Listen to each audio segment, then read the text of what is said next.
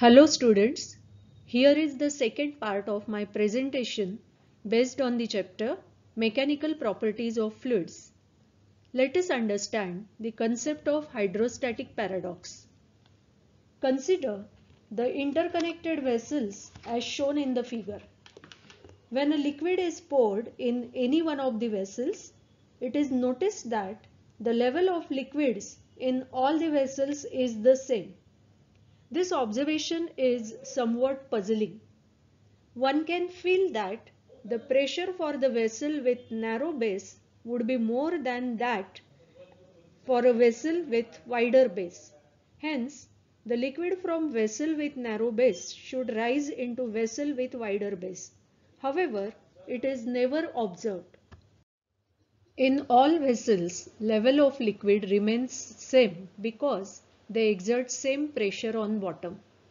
This can be demonstrated by connecting pressure gauges at bottom, which show the same reading for all the vessels.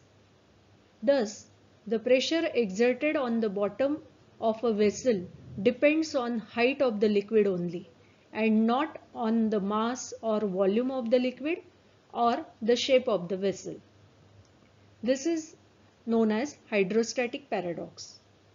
This can be explained on the basis of the reaction force exerted by walls of the vessel on the liquid. Let us compare the three cases: vessel A with vertical walls, vessel B with walls slanted downwards, and vessel C with walls slanted upwards. The quantity of liquid is maximum in vessel C. The reaction force, if we resolve into two mutually perpendicular components, the horizontal components will cancel out, but the vertically upward components will add up and compensate for the extra weight of the liquid. The quantity of liquid in vessel B is minimum.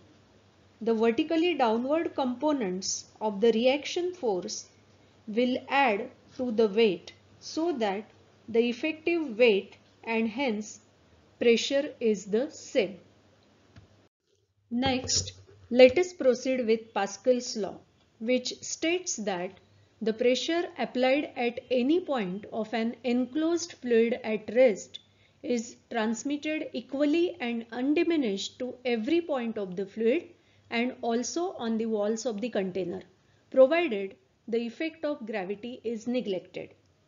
The law can be verified by the given setup. Consider a vessel with four arms A, B, C and D fitted with frictionless watertight pistons and filled with incompressible fluid as shown in the figure. Let the area of cross section of A, B, C and D are small a, twice a, thrice a and a by 2 respectively. If a force F is applied on the piston A, the pressure exerted on the liquid is P is equal to F by A. It is observed that the other three pistons B, C and D move outwards. In order to keep these three pistons B, C and D in their original positions, forces twice F, thrice F and F by 2 respectively are required to be applied on them, so as to keep the pressure on all the pistons the same. Applications of Pascal's law. One such application is hydraulic lift, which is used to lift heavy loads like cars, trucks, buses, etc. Working of hydraulic lift. It consists of two interconnected tanks S1 and S2 containing a fluid and fitted with pistons P1 and P2.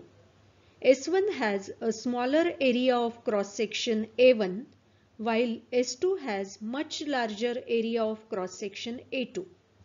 If we apply a force F1 on the smaller piston, it will generate a pressure P is equal to F1 upon A1, which will be transmitted diminished to the bigger piston, resulting into much larger force F2.